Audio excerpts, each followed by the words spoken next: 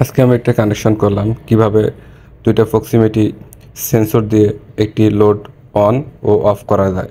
এখানে আমি এই কাজটা করার জন্য দুইটি প্রক্সিমিটি সেন্সর, দুইটি রিলে এবং একটি পাওয়ার সাপ্লাই, লোড হিসেবে একটি ম্যাগনেটিক কন্টাক্ট ও এলইডি লাইট ব্যবহার করছি।